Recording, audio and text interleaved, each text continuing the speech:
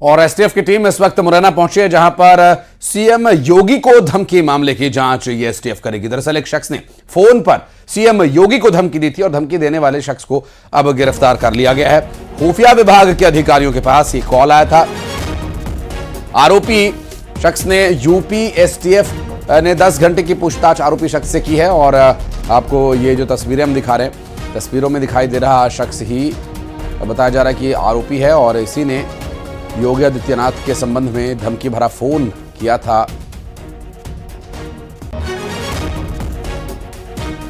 Call मैंने किया तो फोन पे बात हुई मेरी।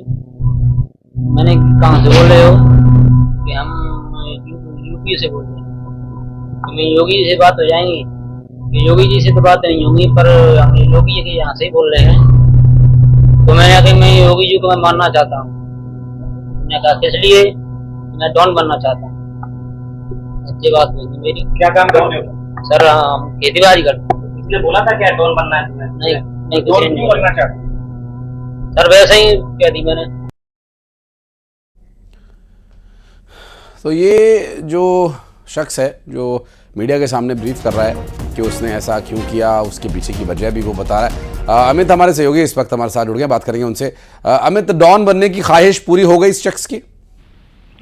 बिल्कुल, आपने ठीक कहा कि डॉन बनने की इसकी ख्वाहिश थी और इसने डॉन बनने के चलते हुए सीधा यूट्यूब से एक नंबर निकाला और वो नंबर योगी यानी कि जो उत्तर प्रदेश के मुख्यमंत्री हैं योगी आदित्यनाथ, उनके एसटीएफ की टीम के जो जवान थे उनके पास सीधा कॉल ठोक दिया और इसने सीधा कहा कि मुझे योगी जी से बात करनी है। टीम ने पूछा कि आपको योगी जी से क्यों बात करनी है और क्या कारण है, तो इसने सीधा कह दिया कि मुझे योगी जी के मर्डर करना है, यानी कि उनको मारना चाहता हूं और जिसका मुख्य कारण है कि उसे डॉन बनना था, क्योंकि ये सब उसने मीडिया के सामने भी रखा है।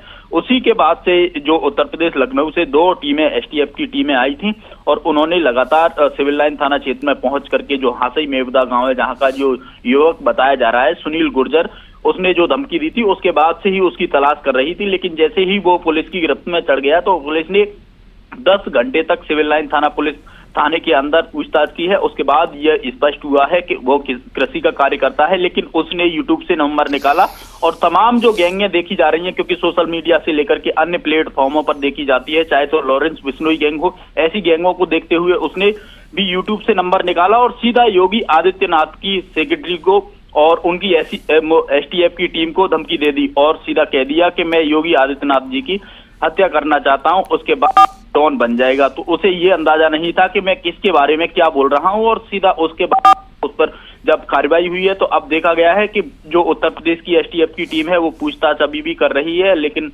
उसके बाद किस तरीके की कार्रवाई की जाती है ये तो थोड़ा सा मुझे लगता है कि विवादास्पद होगा कहना कि इसे अंदाजा नहीं था कि ये क्या कर रहा है और क्यों कर रहा है, क्योंकि ये किसी और को भी फोन कर सकता था। लेकिन इसे ये बात बहुत अच्छी तरह से पता थी कि योगी आदित्यनाथ को थ्रेट्स रहते हैं और उनको इस तरह के उनके नाम की अगर वो धमकी जारी करेगा तो निश्चित रूप से मीडिया का अटेंशन इसे मिलेगा और ठीक है वो कृत्य वो कभी कर नहीं पाएगा। लेकिन डॉन जितने भी हुए उनका जो हश्र हुआ उस हश्र की ओर जरूर ये बढ़ रहा है। उस तरह की जो कार्रवाई डॉन के साथ की जाती है उनका ये जरूर अनुभव कर रहा होगा। बहुत शुक्रिया अमित आपका इस पूरे मामले पर जानकारी देने के लिए।